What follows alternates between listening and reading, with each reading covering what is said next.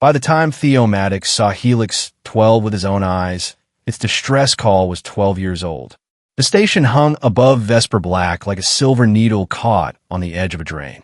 Behind it, the black hole erased the stars and bent the rest into a bright, uneven ring. Helix 12 should have followed a clean line around that darkness. Instead, it was sliding inward by fractions too small to see and too large to survive. Theo rested both hands on the controls of the Ardent. The rescue ship had spent years being rebuilt for this one descent. Its heat shield had been thickened. Its drive had been stripped of every unnecessary kilogram. Even its pilot had been chosen because he could fly when clocks and computers stopped agreeing.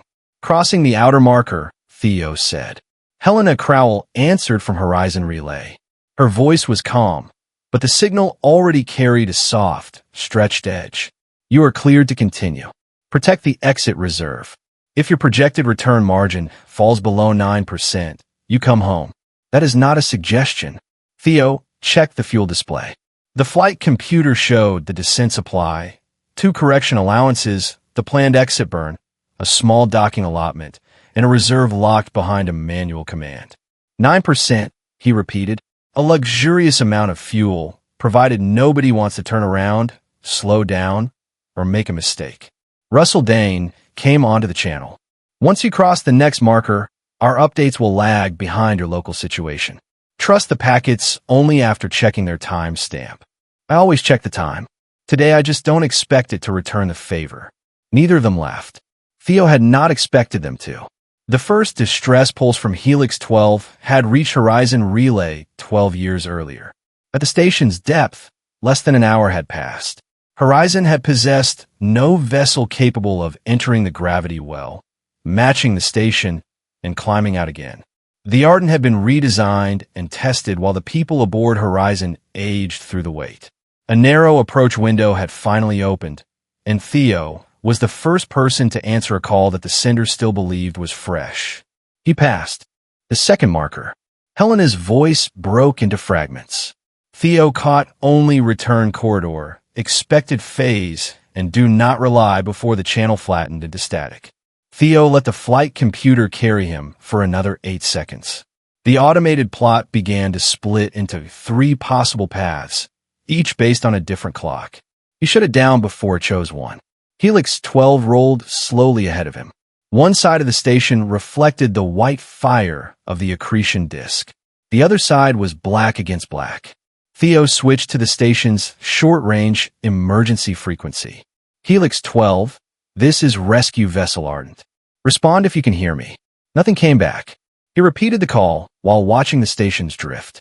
The docking ring would rotate out of reach in 4 minutes of Ardent time. How much time that meant anywhere else depended on which side of the gravity slope a person happened to occupy. A burst of static struck his headset. Ardent, this is Helix 12. A woman's voice followed, controlled and precise. Your identification is not in the scheduled support file. State your origin and authorization. Earth pilot Theo Maddox. Launch from Horizon Relay under Emergency Rescue Authority. I have your distress signal. There was a pause. That is not possible. Horizon is outside the response window. Your transmitter disagreed. The transmitter activated 53 minutes ago. Theo looked at the mission clock. 12 years, 2 months, and 11 days had passed at Horizon since the first pulse. The woman continued before he could answer. I am Elara Veylan, lead physicist and acting station controller. Our long-range receiver failed during the orbital event. Connect me to the Avenor Emergency Registry. I need to reach Darian Kelm. Theo had read that name in the personnel file. Darian had been Elara's designated contact when Helix 12 launched. He had waited through the first years, then requested that future updates be routed through Elara's family. 6 years after the distress call, he had built a different life. Theo could have delayed the answer. The unstable orbit gave him an excuse, but Elara's voice gave him none. I can't connect you yet, he said. Your long-range receiver is gone, and my link to Horizon is breaking up. Then tell them I am alive. Darian will be waiting for confirmation. The docking ring rotated another 6 degrees.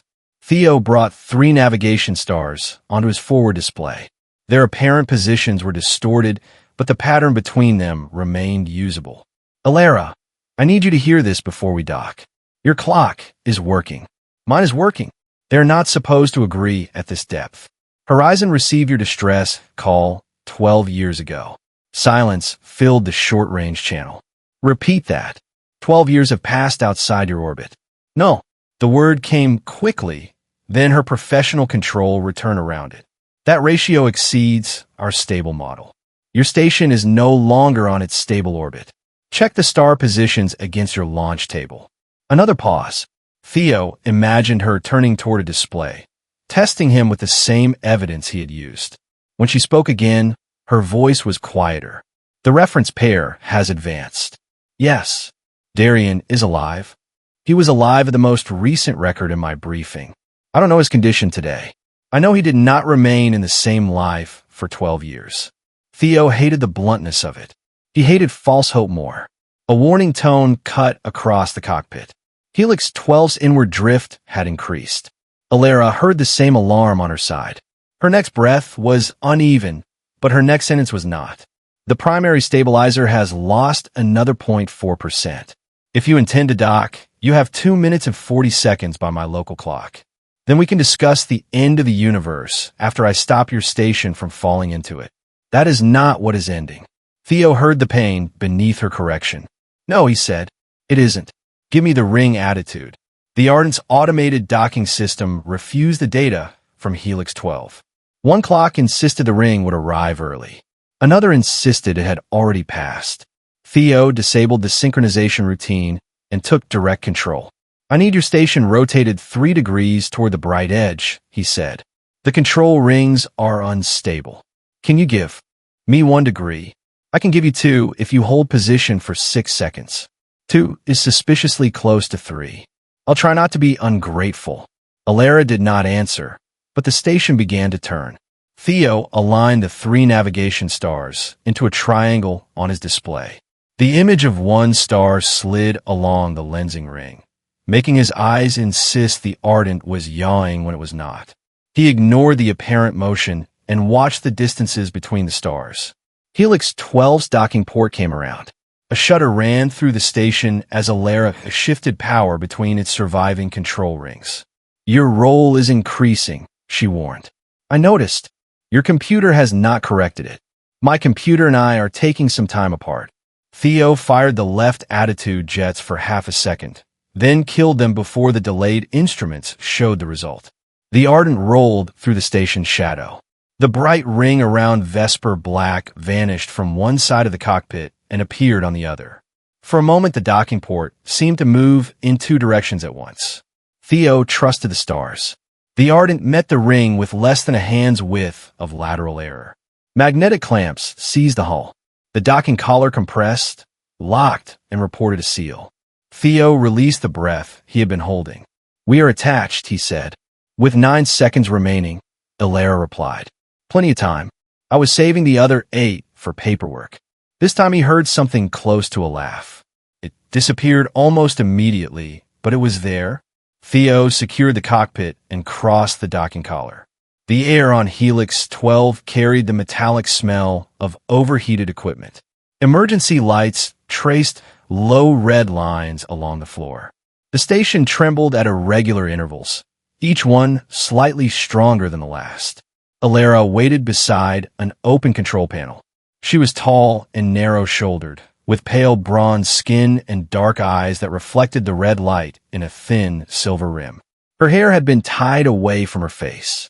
One hand rested on the edge of the panel as if she needed the contact but refused to lean on it. Theo had studied images of Avenor crews before launch. None of them had prepared him for the stillness of someone who had just lost 12 years and had been given no time to grieve. Theo Maddox, he said. Elara Veylan. You have already introduced yourself. I was in another ship at the time. It seemed polite to confirm. Her gaze moved toward the docking tunnel. How much can the Ardent carry? You. Some compact equipment. Not the station. The data vault is detachable. How heavy? She told him. Theo looked back at the docking tunnel. Then it is staying here. Elara's expression hardened. You have not seen what it contains. I have seen my fuel calculation. It is less open to debate.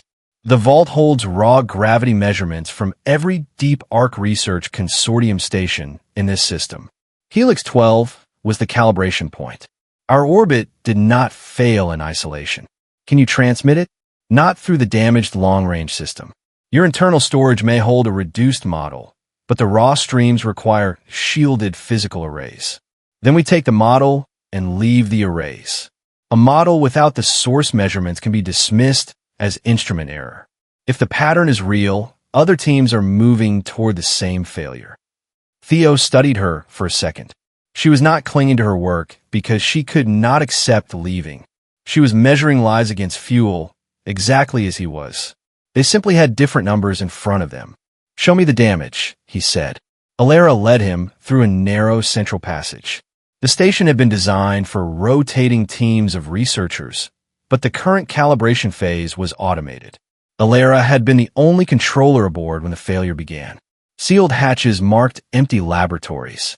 Loose objects had been netted against the walls. Every few steps, a display showed a different time.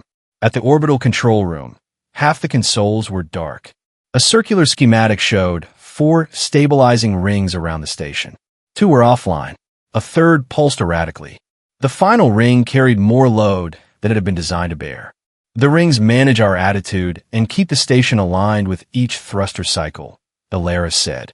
They do not hold us up against gravity. When the primary thruster misfired, the control system tried to compensate. Instead, it pushed us below the planned orbit. Can the thruster be repaired? Not fully. I can recover 1 short cycle if I take components from the secondary systems. It may slow the inward drift long enough to transfer the critical data.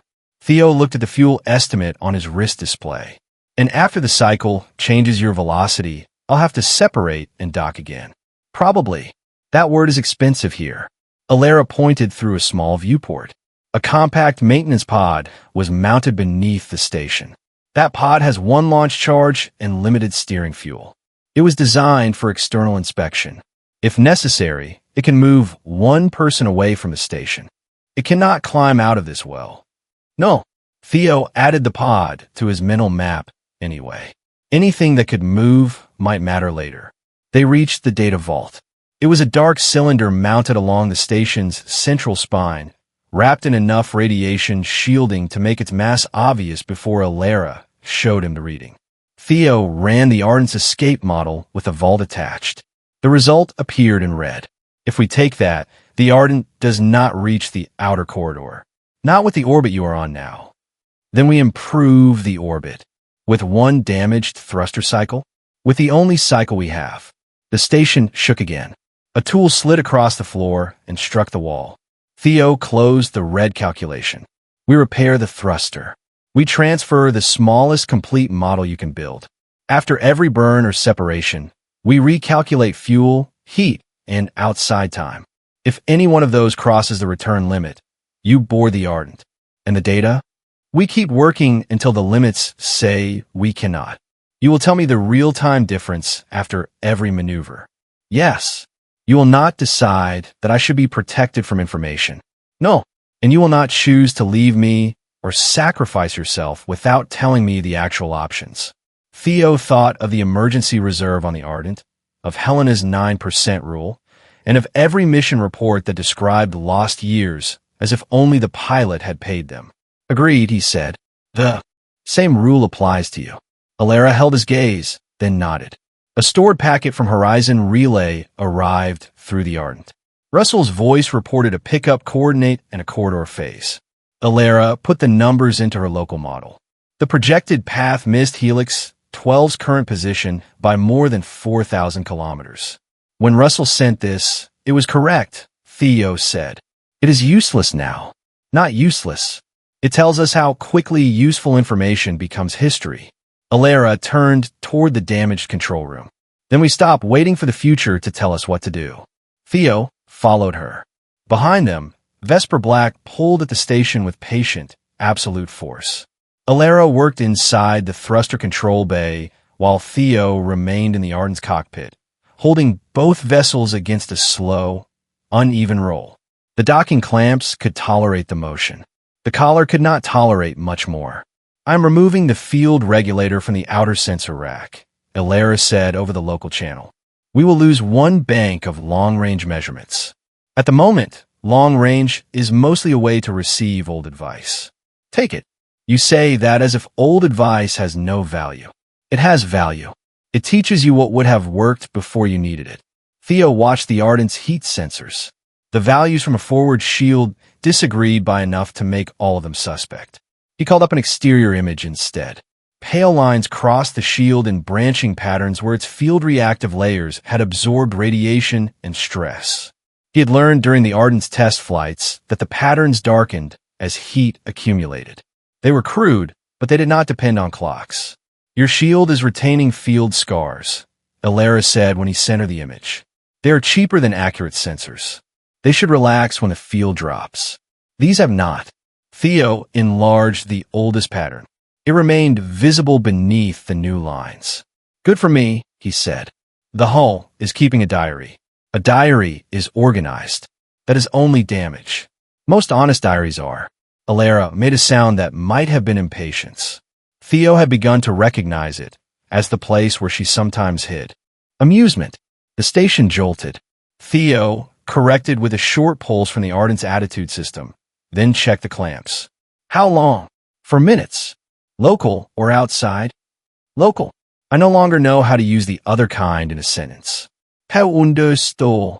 At their current depth, for minutes for them might take months from everyone else. He did not tell her it would become normal. Nothing about that should become normal. He turned to the incoming data queue. Elara had begun sending compressed packages from a vault. The first contained the station's orbital history.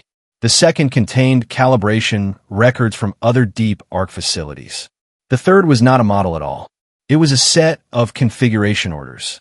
Each station had been placed closer to Vesper Black than its original safety review allowed. Deep Arc had relied on a revised prediction that treated several small orbital errors as independent. Elara's measurements showed they reinforced one another. "You were looking for this before the failure," Theo said. "We were checking a disagreement between the revised model and our instruments. The sponsor called it calibration drift, and you called it a reason to keep measuring. Diplomatic. We still needed access to their stations." Theo examined the compressed package. It showed the conclusion, but not enough of the underlying measurements to prove it. A deep arc engineer could claim the Helix sensors had failed first and produced a false pattern. "You are right about the raw data," he said. Elara went silent for a moment. "That sounded painful. I am trained for high acceleration, not admitting mistakes. You have not admitted one yet. You have only received new information. That is the professional version of being wrong." The data queue continued to grow. The Ardent could store the model and a narrow set of original measurements, but its memory was protected for navigation, ship control, and mission logs. Even if Theo erased everything optional, it did not have enough radiation-hardened capacity for the complete stream. Russell's next packet arrived broken into 3 pieces. The first contained a timestamp. The second carried horizon relays. Updated position. The third did not arrive at all. Theo compared the timestamp with Elara's estimate. 46 days, he said, since you entered the inner marker? Since Russell sent the last usable coordinate. Elara did not answer. Theo forced himself not to fill the silence. She had asked for truth, not comfort shaped like noise. "The replacement regulator is installed," she said at last. "I am returning to orbital control." When Elara arrived, Theo had the Ardent's separation sequence ready. The station's short thruster cycle would change its velocity. Remaining docked would force the Ardent's clamps to absorb the difference, and the collar could tear free. "We separate, hold 30 meters off the ring, and reconnect after the burn," Theo said. "No improvising." Your species uses that word as if plans survive contact with reality. They survive all the way up to it. That is still an achievement. Elara strapped herself into the station controller's seat. Theo returned to the Ardent and sealed the collar. Once the clamps released, the station seemed to fall away even though both vessels were moving around Vesper Black at impossible speed. Ardent clear, he said. Beginning field balance. The surviving control rings lit one by one on Theo's display. Elara shifted load away from the damaged ring, waited for the station's roll to settle, then brought the repaired thruster online. Thrust in 3, she said. 2, 1. Helix 12 moved. For 2 seconds, the burn matched Elara's model. On the third, the damage control ring lagged. The station yawed and converted part of the outward thrust into a sideways push. Cut it, Theo said. If I cut now, we lose the whole cycle. Your vector is walking. I can bring it back. Theo watched the docking ring swing away. The Ardent's computer displayed a red collision cone. You have 1 second. Elara shifted the field balance. The station's yaw slowed, but not enough.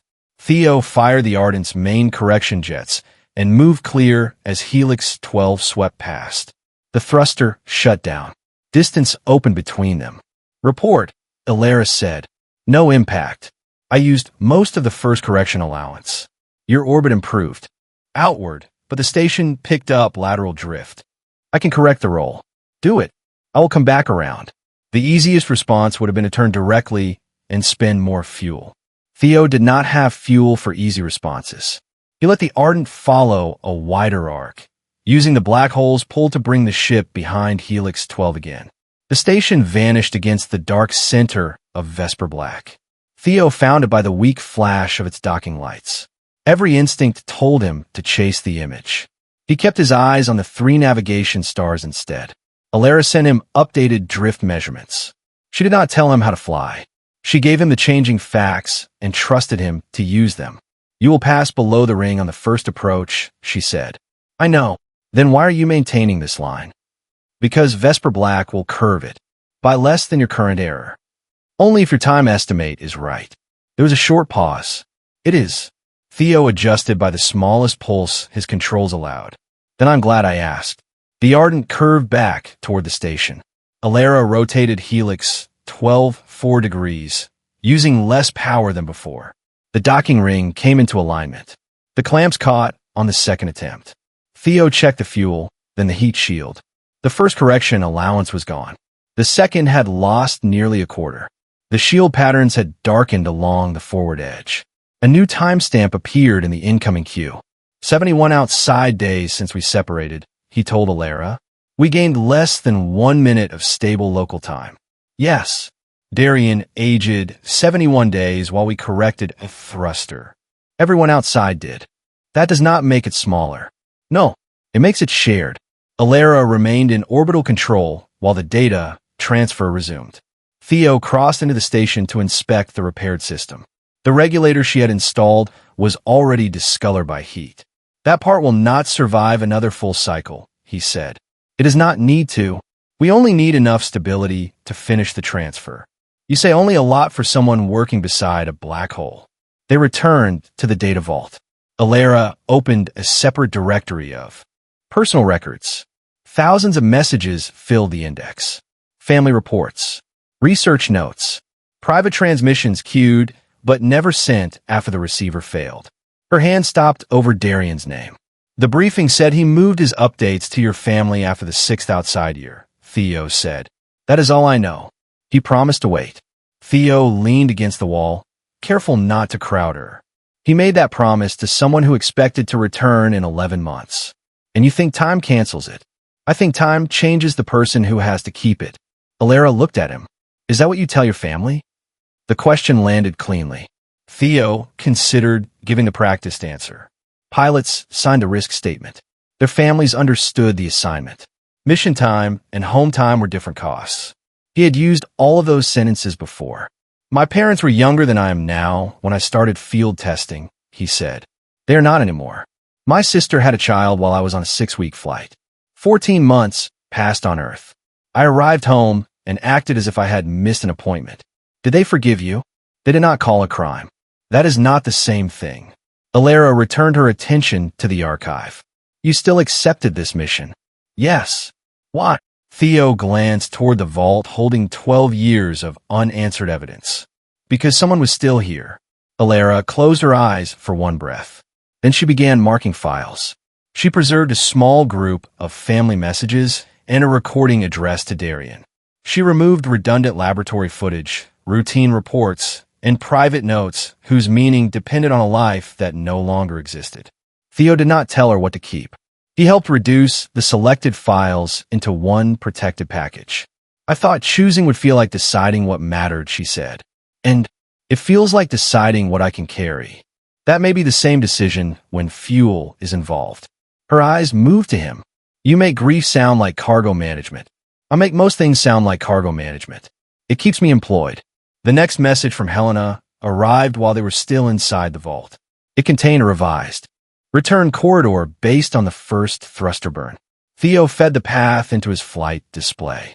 Elara fed it into the current field model. The two answers diverged. Helena's corridor reaches horizon, Theo said, after passing below our current safe depth. The model she received did not include the control ring lag. Her plan was generated after the burn. From the first seconds of the burn, before the lateral drift reached the sensors. Theo checked the packet's embedded data. Elara was right. Helena could only act on what had escaped the gravity well, and the most important part had not reached her yet. The Arden's flight computer wanted to accept command authority from Horizon. Theo blocked it. Helena will hate that, he said. Will she stop you from flying again? At the rate time is moving, she may retire before she gets the chance. He opened his local navigation plot. From now on, you calculate our path using current measurements. I decide whether the Arden can fly it. Neither of us pretends Horizon can see what we see. Elara studied him. You are surrendering external command authority to a scientist you met less than an hour ago. I am surrendering outdated coordinates to the person standing beside the current ones. Don't make it sentimental. I would not dare. They ran the escape calculation again with the corrected orbit, the remaining fuel, and the full mass of the vault. The result was worse than before. Even if Helix 12's last thruster cycle worked perfectly, the Ardent would fall short of the outer corridor while carrying the vault. The ship could take Elara. It could take the data cylinder. It cannot take both. Theo looked at the red line across the display. We have reached the point where the numbers stop negotiating, he said. Elara stared at the model of the other stations. Then we change what they are being asked to carry. The simplest way to change the load was to abandon the vault and leave with the data already copied. Theo ran that version first.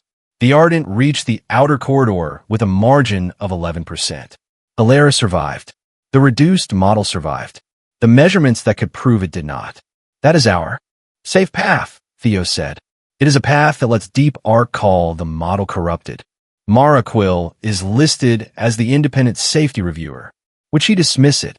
She would ask for the calibration streams, the original sensor timing, and the configuration orders. We have the orders. We do not have enough of the streams. Theo opened a second model and added the vault. The Ardent failed to climb. Can the vault's shielding be reduced? Not without exposing the arrays before we reach the outer marker. Can we remove individual arrays? The raw measurements are distributed across them for error correction. Removing half does not leave half the evidence. It leaves noise. Theo rubbed the heel of his hand against his forehead. I prefer problems that become smaller when pieces are removed. Physics has no obligation to prefer you. We have that in common. One corner of Elara's mouth lifted. It was the first smile she had allowed to linger. The moment ended when the station's warning system reported a fall in power to the vault. Elara checked the distribution map. The last untransferred calibration stream is in the lower array. Its local buffer will fail if the vault loses power. How long? 6 minutes at current load. Theo looked at the orbital plot. Helix 12 had continued to sink during their calculations.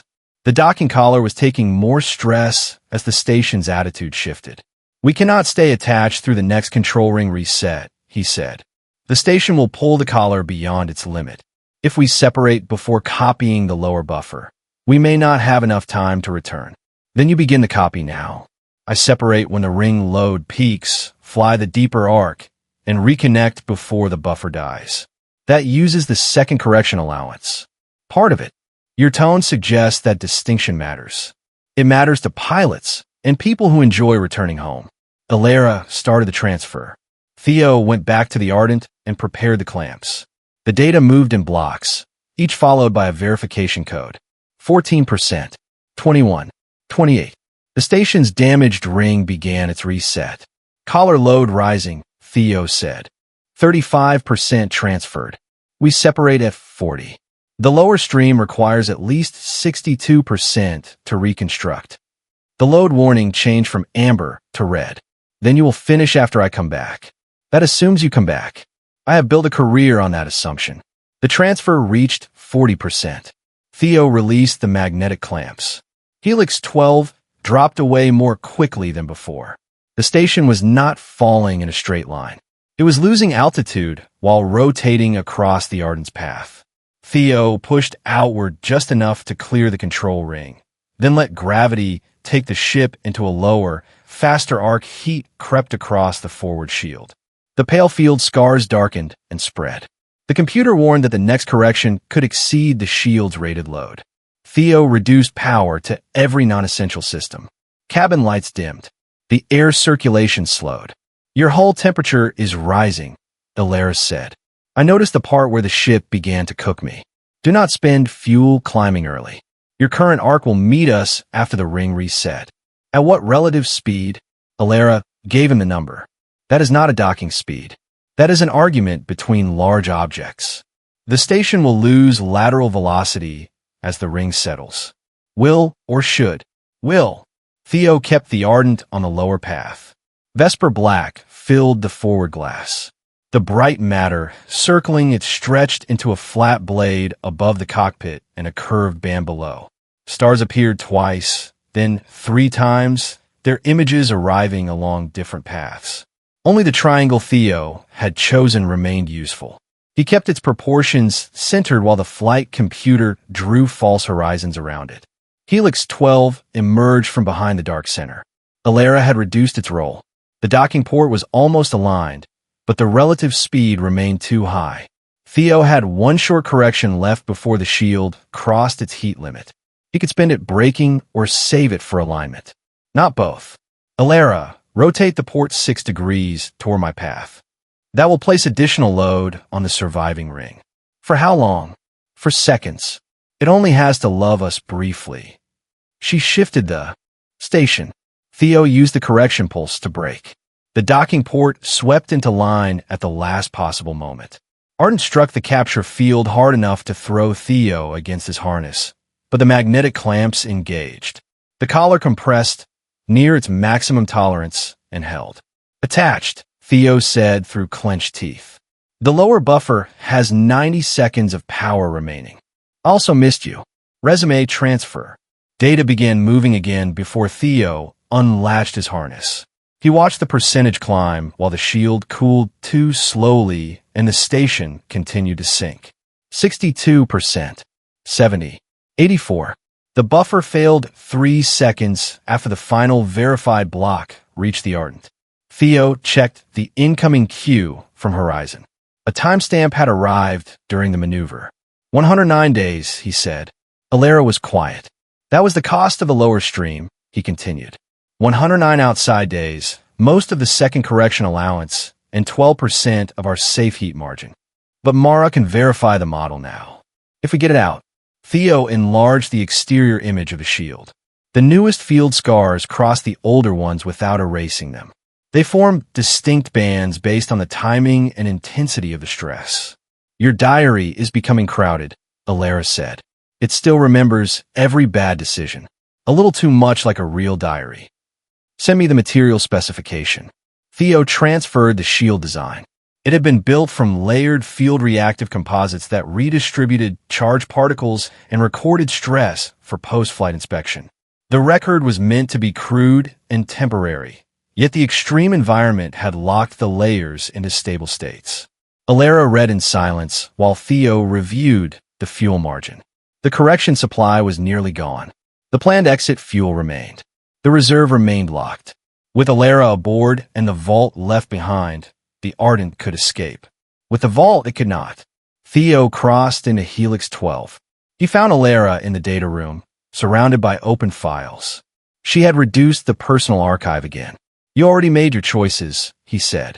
I made them before we spent 109 days retrieving a calibration stream. The cost changed the question. She removed old project diaries, social messages, and daily recordings. She kept a small set from her family and the one message she had made for Darian after the failure. You do not have to make the package smaller, Theo said. Personal files are not the mass problem. No, but I've been treating storage as if it could preserve a life. It can preserve evidence. It can preserve a voice. It cannot preserve the person who hears it. Theo sat on the edge of a secured equipment case. That is a difficult distinction to make in 6 local minutes. How many years did it take you? I am not finished. Elara looked toward his wrist display. Show me the complete fuel status. Theo could have shown her the public flight panel. It listed the usable supply, but not the reserve authorization. Pilots kept emergency options compartmentalized so frightened passengers could not bargain with them. Elara was not a passenger. He opened the protected page. 9% reserve. Helena, order me to protect it. Once used, it cannot be replaced here. What is it for? A failed exit burn, collision avoidance, or a return for someone who misses the planned pickup.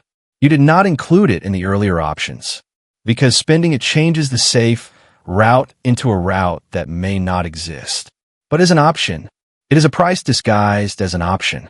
Elara considered that, then nodded. Thank you for showing me.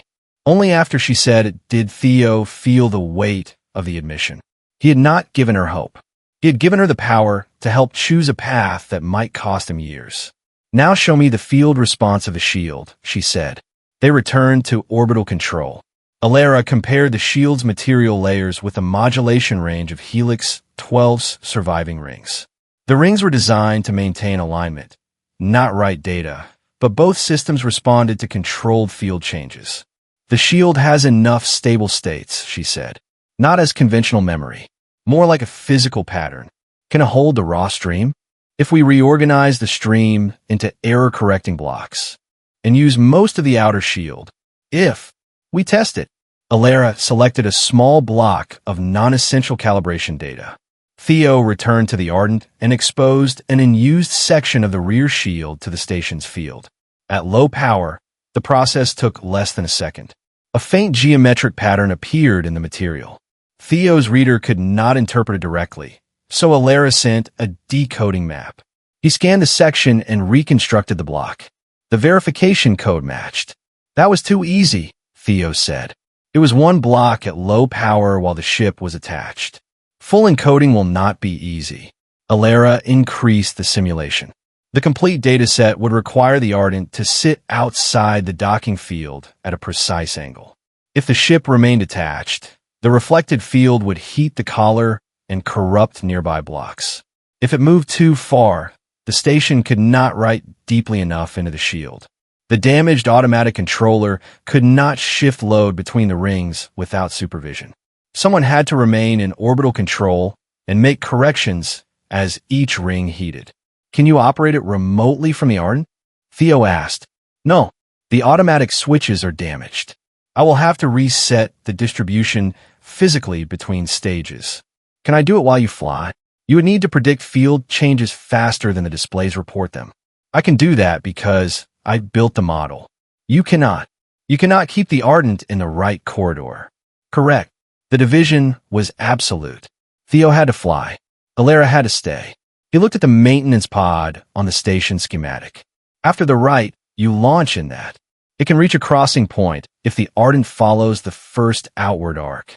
It cannot catch the ship. You would have to return to the crossing point, using the reserve. Possibly. I need the exact geometry before we decide. They calculated the sequence together. Helix 12 would use its final controlled thruster cycle to push the Ardent outward and create separation. Elara would hold the station's field on the shield, while Theo kept the ship inside a narrow corridor. Once the data finished writing, she would discard the physical vault, transfer the remaining power to the maintenance pod, and launch toward the only intersection the pod could reach. If the Ardent stayed on its exit path, Theo would live and Elara would not reach him. If he returned, the reserve fuel might bring him to the intersection. The deeper arc would make outside time surge forward. The direct exit route would be gone. Elara extended her model beyond the pickup. Vesper Black is rotating.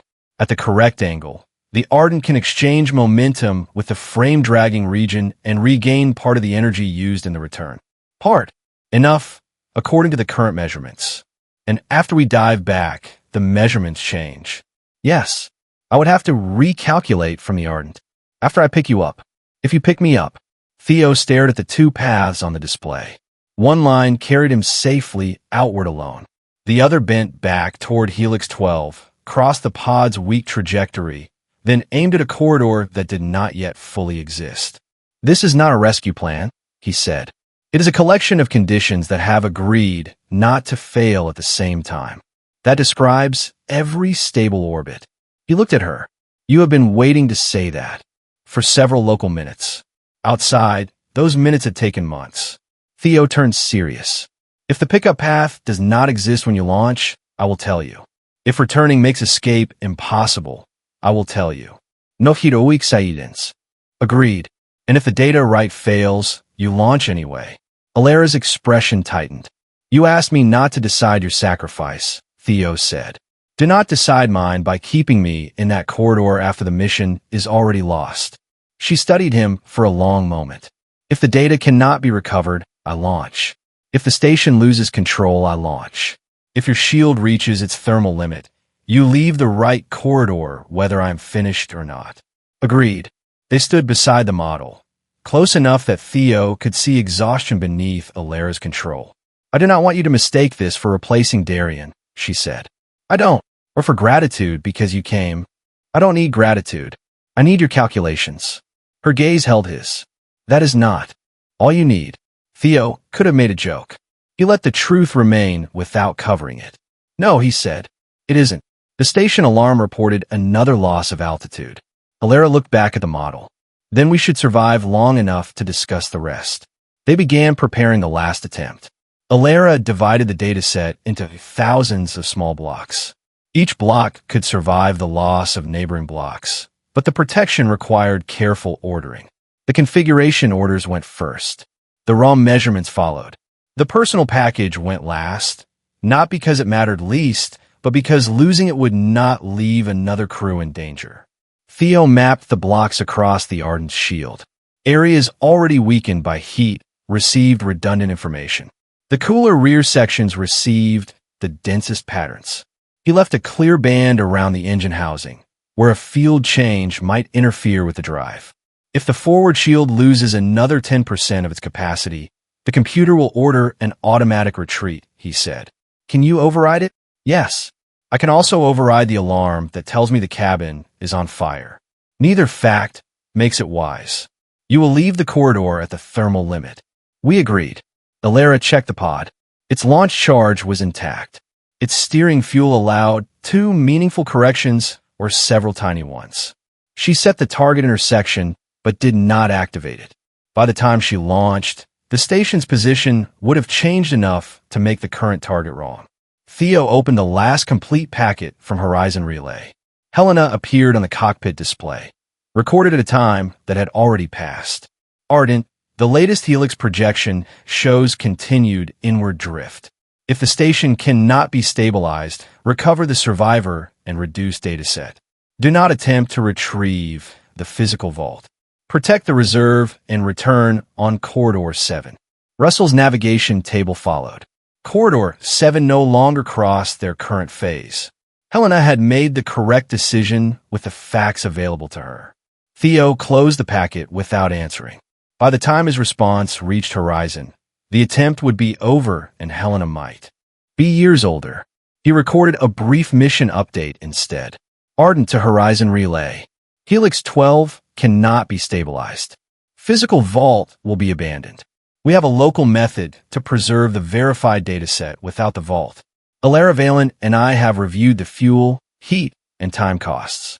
We are proceeding under local authority because remote corridors are no longer current. He paused before ending the recording. If this packet arrives before we do, keep watching the inner marker. Theo sent it. Elara entered the cockpit carrying nothing but a compact data module and the personal package. She secured the module in the Ardent's internal memory bay. The reduced model, she said. If the shield write fails, this still leaves a warning. Good.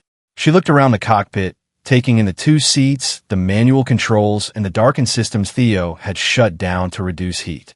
You designed your life around being alone in here. The ship was designed around mass. Loneliness happened to be lighter than a second pilot. Is that another cargo management answer? It may be my only kind. Elara placed her hand on the back of the empty second seat. Bring this seat back for me. Theo looked at her hand, then at her face. Bring yourself to the intersection. Agreed. They returned to Helix 12. At the docking collar, Elara stopped. For a second, Theo thought she might say something final. Instead, she checked the seal of his flight suit and tightened a loose connector at his shoulder. Your oxygen monitor was not seated, she said. I was testing whether the rescue scientist noticed details. She did. The pilot's judgment remains uncertain. Theo wanted to touch her. He did not turn a dangerous goodbye into a promise neither of them had earned. See you at the intersection, he said. Elara stepped back into the station. Be exactly on time. The collar closed between them. Theo strapped into the cockpit and brought the Ardent to flight power. On Helix 12, Elara moved through the orbital control room one last time. Her voice came over the local channel. Data sequence loaded. Ring 1 will write the first quarter. Ring 3 will take the middle. Half. Ring 4 will finish. Ring 2 is unavailable. And if Ring 3 fails, I shift its remaining blocks to Ring 4. The field will become less stable. How much less? Enough that you should not ask twice. Theo smiled despite himself. I am ready. Beginning separation. The magnetic clamps released. Helix 12 used its final controlled thruster cycle, not to save itself, but to push the Ardent onto the outward line. Theo felt the force through the seat. He allowed the ship to move until the range marker reached the right distance, then rotated the shield toward the station. Ardent in position. Hold relative angle within 0.03 degrees. You ask for very small favors. The larger ones are coming. The first control ring energized. A pale grid appeared across the Ardent's outer shield. Theo saw it only through the exterior cameras. Inside the cockpit, his instruments filled with interference. The flight computer lost the station, recovered it, then placed it in 2 positions at once. Theo ignored the computer and brought up the 3 navigation stars. Writing configuration records, Elara said, 12% complete. The Ardent drifted left. Theo corrected with the attitude jets, using bursts too short for the delayed display to measure accurately. 18%. Your angle is increasing. I see it. The field sees it more clearly. Then ask the field to fly. It declined. The ship entered the edge of Helix 12 shadow. 1 navigation star vanished behind the station. Theo switched to the spacing between the 2 remaining stars and the bright edge of Vesper Black's lensing ring. 25%, Elara said, changing to Ring 3. The field disappeared. Theo felt the Ardent begin to slip outward. Without the field pressure, the ship's planned arc wanted to carry it beyond riding range. Elara, the transfer switch is stuck. I am resetting it manually. Time, 6 seconds. At their depth, 6 seconds could cost days outside. For Theo, the immediate problem was distance. The Ardent had moved almost a meter beyond the center of the corridor. He fired a reverse attitude pulse, careful not to use the main. Drive. The ship stopped drifting outward and began to return. 5 seconds, Elara said. Your counting is not helping. It is helping me. The field struck the shield again. The interference returned twice as strong. Ring 3 active. 30%. Theo centered the distorted stars. The Ardent's forward shield temperature rose in a steady line. 38%. One of the attitude jets failed to answer. Theo tried it again. Nothing. I have lost the lower right jet. Can you compensate? With the opposite jet and a longer rotation. It will move the rear shield out of alignment for half a second. Wait until the current block closes. Elara watched the pattern. Now, Theo fired the opposite jet, rolled the Ardent through a wider arc, then stopped the motion with 2 forward pulses. The rear shield left the right corridor and returned. Block recovered, Elara said. 46%. That sounded almost approving. Do not become distracted. I can be approved of and terrified at the same time. Human specialization. The temperature alarm changed pitch. Half the data had been written. The Arden had used almost a third of its attitude supply. Helix 12's remaining orbit was decaying faster as its final thruster impulse ended. 54%, Elara said. The station is falling below the right model. I need you inward by 2 meters. Theo eased the Arden closer. The field brightened across the shield. Heat rose more quickly. 61%. The control ring on Helix 12 spiked. Ring 3 overload, Elara said, shifting the remaining block group. You said Ring 4 would become unstable. It will. How unstable? Now you have asked twice. The field vanished again. Theo saw Helix 12 rotate through the exterior camera. The station's attitude no longer matched the original plan. Elara was moving power while the broken automatic system fought her. Elara, your launch angle is changing. I know. I will recalculate after the right. The pod has almost no correction fuel. Then keep the Arden where I can find it. Ring 4 came online. The field hit unevenly, pulling the Arden's nose toward the station. How? Countered with the remaining attitude jets. The ship began a slow oscillation. Each correction arrived slightly late because he had to judge motion through distorted stars. 68%, Elara said. The forward shield crossed the first thermal warning. 73. Theo watched the red line climb toward the limit they had agreed on. Your shield is at 94% of allowable load, Elara said. I have the same number. At 100, leave the corridor. Yes. Say it clearly. At 100, I leave whether the ride is finished or not. 80%. Theo's hands tightened around the controls. Helix 12 filled half the forward view. Beyond it, Vesper Black waited without movement or sound. 86%. Shield at 97. The Arden drifted inward. How goes it? The failed jet forced him into another wide roll, costing time and heat. 91%, Elara said. The thermal display reached 99. Elara, writing the final evidence block. We are at the limit. 3 seconds. Theo prepared the exit burn. The display touched 100. He fired. The Arden surged out of the right corridor. The field tore across the shield and vanished. For a moment, the data map showed 2 incomplete blocks. Report, Theo said. Elara did not answer immediately. The Arden's temperature began to fall. Elara, the final evidence block closed before you left. 1 personal block is incomplete. The verified dataset is intact. Theo let out a breath. Whose personal block? Mine. It was redundant with a module already aboard. Then the mission data is complete. Launch. Confirming checksums. Elara, the station is falling. I know. Theo saw a dark object separate from Helix 12. The physical data vault drifted away, taking its mass and shielding with it. The station rolled as Elara transferred the remaining energy toward the maintenance pod. Checksums confirmed, she said. Moving to the pod. Theo followed his outward arc, turning now would spend fuel before Elara had a valid target. He hated every meter that opened between them. The station's short-range camera showed Elara leaving orbital control and moving through the passage. Emergency lights flashed along the floor. She reached the pod access hatch, sealed herself inside, and powered the minimal controls. Pod active, she said. Her breathing was faster now. Recalculating intersection. I am transmitting Arden velocity and fuel state. Received. Maintain outward arc. That takes me farther away. It also gives you a path to return. Do not turn early. Theo kept the Arden moving outward. Elara used the station's final attitude pulse to bring the pod launcher toward the intersection. Helix 12 had fallen below its stable control range. Its remaining rings flickered, no longer balancing one another.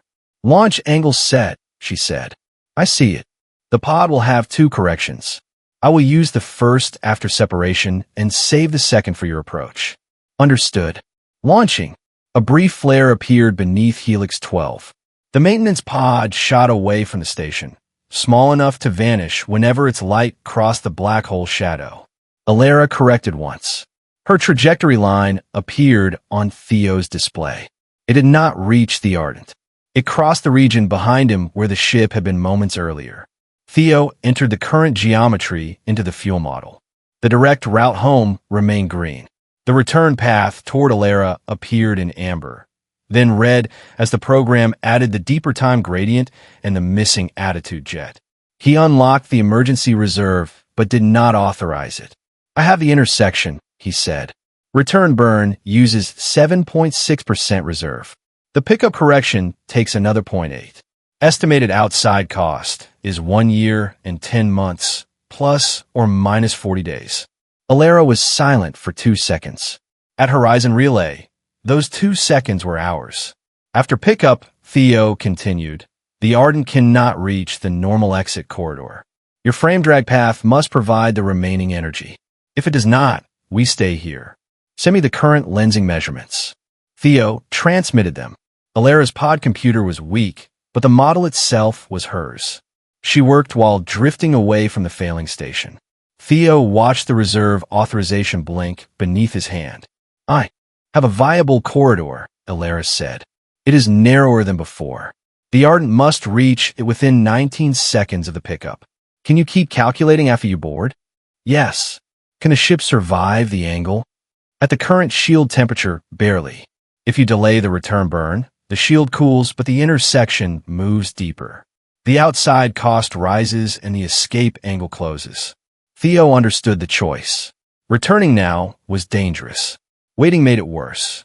Leaving men Elara's pod would complete a small, perfect arc into darkness. Do you accept the time cost? He asked. The question sounded cold. It was the opposite. He would not turn her future into his private act of heroism. I accept it, Elara said. Do you? Theo thought of Earth, of his parents and sister, of every year he had treated like a line on a mission report. He could not pretend the cost belonged only to him.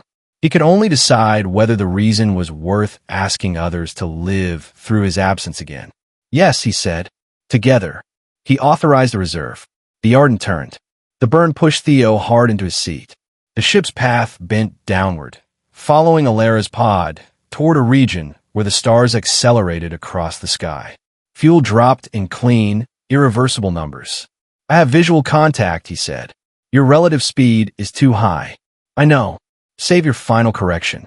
Theo used the main drive to brake, but the failed attitude jet let the Ardent's nose drift. He rolled the ship so another jet could take over. The maneuver moved the docking collar away from the pod. I need you 5 degrees above my plane, he said. That uses most of my remaining fuel. It removes the need for a second approach. Elara fired the pod's final correction. The small craft rose across Theo's view. He matched its roll, then cut the main drive. The 2 vehicles still closed too quickly. Prepare for hard capture, he said. Prepared. The Ardent's docking field caught the pod, lost it, and caught it again. Metal struck the collar with a heavy crack. Warning lights filled the cockpit. Theo fired the remaining attitude jets to stop the spin. The docking seal indicator flashed amber. Elara, the pod is intact. The outer seal is holding. Transfer now. We have 19 seconds to the escape turn. Theo kept the Ardent stable while Elara opened the inner hatch. She entered the docking collar, sealed the pod behind her, and pulled herself through the ship as the gravity gradient shifted under her feet. She reached the cockpit and dropped into the second seat. You brought it back, she said. It was lighter with you in it. Elara connected her data module to the navigation display. Current measurements. Theo sent them. Her model rebuilt the distorted space ahead of them. A narrow line appeared beside the bright inner edge of Vesper Black's lensing ring. That is not a corridor, Theo said. That is a mathematical apology. Fly it anyway. He rotated the Ardent toward the line. The ship had almost no correction fuel and no safe direct climb. Elara's path would take them inward one final time, close enough for the rotating space around Vesper Black to alter their momentum. They would not steal energy from nothing. They would exchange a tiny amount with the black hole's rotation. If Theo entered too shallow, the effect would not be enough. Too deep, and the Ardent would never climb back. Entry angle 0.6 degrees lower, Elara said. How odd is that? Hold! The forward shield warning returned. The data patterns glowed pale across the exterior image, but remained stable. Time to frame boundary, Theo asked. 8 seconds. The stars stretched into arcs. Theo's instruments displayed contradictory velocities. He shut off every navigation layer except the 3 stars and Elara's line. 5 seconds. Angle rising. Theo corrected with a pulse from the only reliable jet. 3. The Ardent shook as if it had struck a current. 2. Hold the nose. Theo held it. Now. Full remaining thrust. He pushed the drive control forward. The engine delivered everything left outside the protected landing supply. The Ardent dropped toward Vesper Black. Then the shape of space twisted beneath it. The bright ring rolled across the cockpit. Theo felt the ship's weight change direction without warning. Elara's line moved. Left point 2, she said. I have no left. Jet. Roll and use the upper pair. How Zolet? The shield groaned under the uneven load. He fired the upper jets and brought the nose back onto the line. Momentum gain confirmed, Elara said. Do not climb yet. Every instinct demanded that Theo pull away from the darkness. He followed her calculation instead. Hold for 2 seconds. The cockpit seemed to tilt around them. 1. Now climb. Theo brought the Ardent onto the outward vector. The ship responded slowly at first. The velocity display hovered below escape, then rose. 1 digit changed, then another. The outer corridor turned amber, then green. Neither of them spoke until the stars stopped moving like water. Theo loosened his grip on the controls 1 finger at a time. Are we out? Elara checked the model twice. We are climbing beyond a strong dilation zone. That is a very long way to say yes. Yes. Howly neat buck. Elara remained focused on the shield data map. The evidence blocks are intact, she said. The personal package aboard the ship is intact. And Helix 12. Elara looked at the rear display. The station's signal had vanished beneath the redshift and distance. Gone from our instruments, she said. Theo did not offer a false certainty about what had happened after that. Elara did not ask him to. A weak signal reached the Ardent from Horizon Relay. It contained a beacon, a new orbital phase, and a timestamp. Theo read the outside date once, then again. 2 years, 3 months, and 18 days had passed since he crossed the inner marker. Almost 1 year and 10 months belonged to the final return for Elara. He turned the display toward her. Elara read it without flinching. Her hand moved to the edge of the second seat, close to his but not touching. We knew the cost, she said. Knowing is not the same as seeing the receipt. No. Theo opened the transmitter.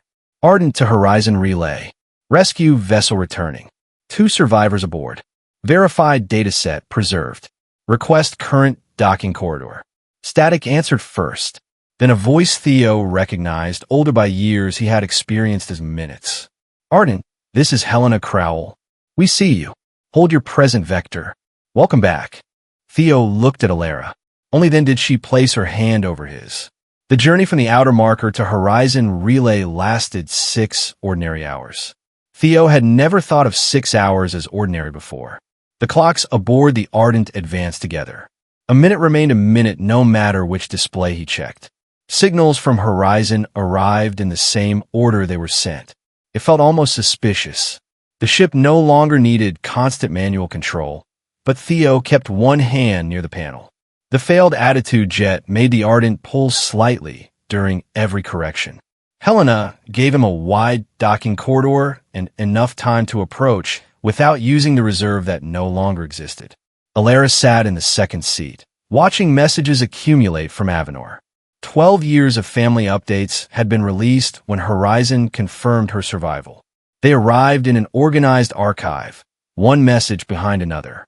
Some had been recorded when her family still expected a rescue within months.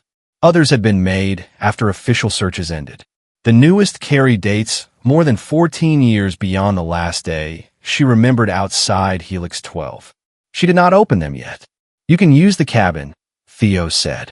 "The door closes, and I can pretend not to hear anything through a wall designed to save mass. If I begin now, I will still be listening when we dock. There will be time after." Elara looked at the clocks. That sentence has changed meaning. For the next 6 hours, it means exactly 6 hours. I checked. She leaned back. Fatigue had softened the rigid control in her posture. "What will happen to the data when we arrive?" "Mara Quill will inspect the shield before anyone touches it." Helena selected her because she does not work for Deep Arc. "Will Deep Arc be able to block access?" "Not to the Ardent. Horizon has emergency authority over a returned rescue vessel. After Mara copies the records, the argument becomes someone else's problem. You make institutional conflicts sound like cargo transfer. It is cargo transfer, except the containers send complaints." Elara smiled, then looked at the data map. "The incomplete personal block was the last message I recorded for." "Darian, you said it was also in the module." "It is. The copy on the shield was redundant." Theo heard what remained unspoken. She had been willing to lose the message once the evidence was safe, but now that it had survived, she had to decide whether to send it. "You can make a new one," he said. The person who recorded the first one still believed he was waiting. "Then keep it as a record of who you were. Speak to him as who you are now." Elara turned toward him. "That is almost not cargo management. Do not spread it around." Horizon Relay grew from a bright point into a ring-shaped station with long docking arms. Theo remembered it as it had been during departure. 2 years had altered small things. A new radiator extended from the lower ring. One docking arm had been replaced. The rescue beacon used a different pulse. Helena guided the Ardent through final approach. "Your right side attitude response is uneven," she said. "Lower right jet failed during the data write. Your reserve reads empty. Used during survivor recovery. Full report is in the queue." There was a pause long enough for Theo to imagine Helena reading the outside time estimate. "Understood," she said. "Docking arm 3 is cleared. Medical and shield containment teams are standing by. Please tell containment not to cut my hull open before Mara arrives." "They've been told." "Tell them again. They enjoy tools." "Theo, I have spent more than 2 years telling people not to dismantle your ship. I remember the wording."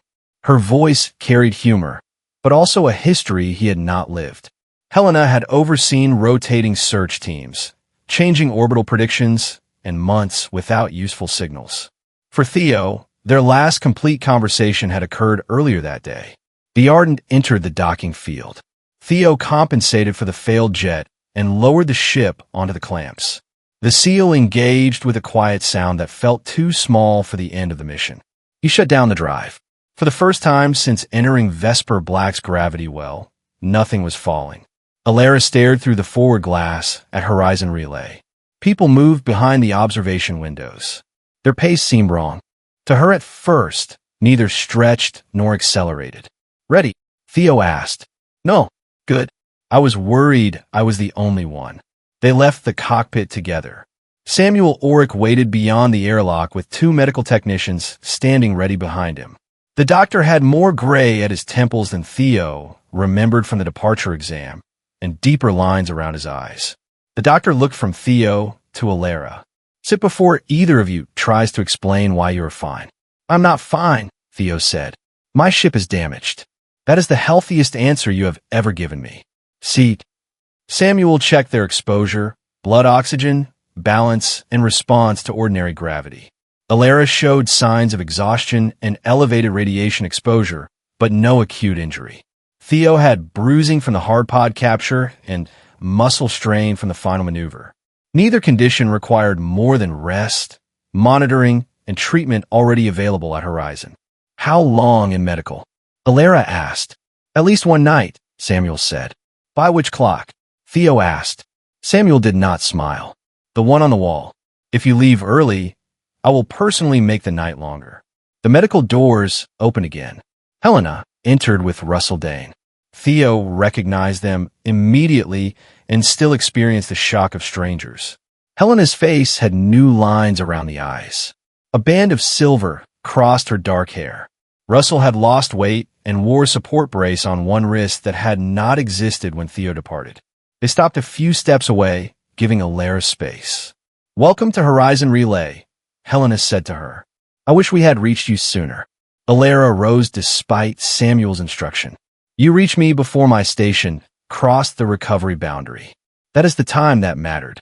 Helena looked at Theo. "Your mission packet says you rejected 2 authorized return corridors, disabled remote command acceptance, spent the reserve, and entered a frame drag route with no external confirmation. That is an unfair summary." "Which part?" "It makes the day sound stressful." Russell laughed first. Helena held her expression for another second before releasing a breath. "I received your local authority message 14 months. After you sent it," she said. "By then, Corridor 7 had been gone for almost a year. You made the correct call." Theo glanced at Elara. "She made the current calculations." "And he flew them," Elara said. Neither allowed the other to turn the result into a one-person achievement. Russell placed a tablet beside Elara. "This contains the external timeline, all messages routed from Avenor, and the current status of the other research stations. You control access." Elara touched the tablet, but did not pick it up. "Thank you." "Mara is waiting at the Ardent," Helena said. "She will not remove a single panel without your approval." "She has it for the evidence blocks," Elara said. "The personal regions remain sealed." Helena nodded. No one questioned the boundary. Mara Quill began the extraction that same day. The process took 4 days, which felt almost extravagant to Elara. For days passed for everyone. No hidden years accumulated beyond the windows. She and Theo remained in medical for the first night, then moved to adjoining recovery rooms. They were allowed to watch Mara's work through a secure feed. The shield could not be read like an ordinary drive. Mara scanned the field state section by section and used Elara's decoding map to rebuild the blocks. Some regions had distorted during the final gravity assist. The redundant ordering allowed neighboring sections to repair them. On the second day, Mara reconstructed the configuration orders. On the third, she matched the raw timing records from Helix 12 with data already held by Horizon Relay. On the fourth, she entered the recovery room without ceremony and placed a report in front of them. "The model is valid," Mara said. "The original calibration streams support it. The same coupled drift appears in 5 other deep arc stations. 2 are already below the revised safety margin." Elara set down the cup in her hands. "Are there crews being moved?" Horizon issued an emergency operational hold after the preliminary match yesterday. Evacuation began before I completed the final report. The remaining stations will be shut down for new orbital review. Deep Arc accepted that. Theo asked. They objected. The objection did not move the stations into safer orbits. No grand speech had changed the decision, and no single revelation had solved every consequence. The measurements were strong enough, the risk was immediate, and the people with authority to move the crews had acted. Elara read the summary twice. The loss of Helix 12 remained real. The years remained gone. Yet teams she would never meet were leaving dangerous orbits because she had refused to abandon the evidence. It was worth carrying, Theo said. She looked at him. We did not carry it. No, we convinced my ship to remember it. Mara closed the report. For the record, I do not recommend using a heat shield as archival storage again. For the record, Theo said, neither does the heat shield. After Mara left, Elara opened the message archive from Avenor. She began with her family. Theo did not sit beside her during those hours. He stayed in the observation lounge at the end of the corridor, near enough if she wanted him and far enough that the messages remained hers. When Elara finally joined him, the station lights had shifted into the night cycle. My mother is alive, but she no longer travels and barely remembers recording the first messages, she said. Theo did not reach for a sentence that could repair it. I'm sorry. She recorded a message every month for the first 3 years. Then every year. The newest one was made after she had stopped believing she would see me return. Elara sat beside him. Beyond the observation glass, Vesper Black was only a dark point among distant stars. From Horizon, it no longer filled the sky. My brother has grandchildren, she continued. He was younger than I was when I left Avenor. Now he looks like our father. Did they know you were alive before we docked? Horizon released confirmation when the first ardent telemetry proved I was alive. They had almost 2 years to prepare for my return while I was still trying to reach the maintenance pod. The sentence contained the whole cruelty of the mission. Elara's family had lived through hope, uncertainty, and preparation while she experienced a few desperate minutes. Darian sent a current contact request. She said, "Do you want me here? Nearby. Not on the call. How not that? I will be at the far window." Elara returned to her room and opened the connection to Avenor. Darian Kelm appeared after a normal signal delay. He was older than the man in her stored messages. Silver ran through his hair. His face held the familiar shape of someone she loved and the unfamiliar history of someone she no longer knew. For several seconds, neither spoke. "Elara," he said. She had imagined that voice through every year she thought had not passed. Hearing it now hurt less like a wound and more like a door opening onto a place that no longer belonged to her. "Hello, Darian. I watched the Ardent Beacon for 2 years. Horizon said you were alive, but they could not promise you would return. For me, it was less than an hour from the distress call to the rescue." Darian looked down. "I know the numbers. I do not know how to understand them. Neither do I." He told her that he had waited. He did not say it to demand credit. He explained the years because they belonged to both of them. He had joined Elara's family during the early searches. Later, when the official rescue probability fell, he had begun building a life that did not depend on a signal returning from Vesper Black. He had a partner now. He cared for an elderly relative. He had responsibilities that were not temporary substitutes for Elara. "I kept the promise as long as I knew how," he said. "I know. I am sorry. Do not apologize for surviving time." Elara opened the old recording she had made after the station failure. In it, her face was strained but hopeful. She told Darian she would be late, that the clocks were wrong, and that he should wait for her. She did not send it. "I made a message for you," she said. "It belongs to the person I was before Theo reached Helix 12.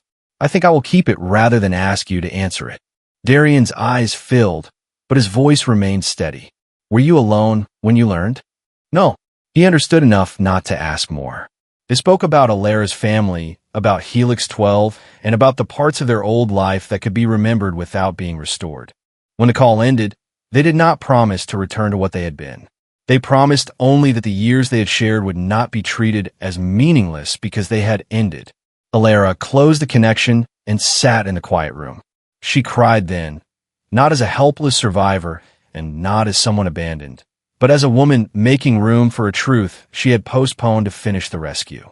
When the worst of it passed, she washed her face and went to find Theo. He was still at the far window. "You stayed," she said. "I had nowhere more important to be." She sat beside him. Their shoulders touched, lightly and without urgency. "It is finished," she said. "The call. The waiting. How not that?" He did not ask whether that meant she was ready for him. Her goodbye to Darian was not a gate he had been standing outside. The next morning, Theo contacted Earth. His family answered together from his sister's home. His parents had aged more than 2 additional years since his departure. His sister's child, once known to Theo mostly through recordings, was nearly grown.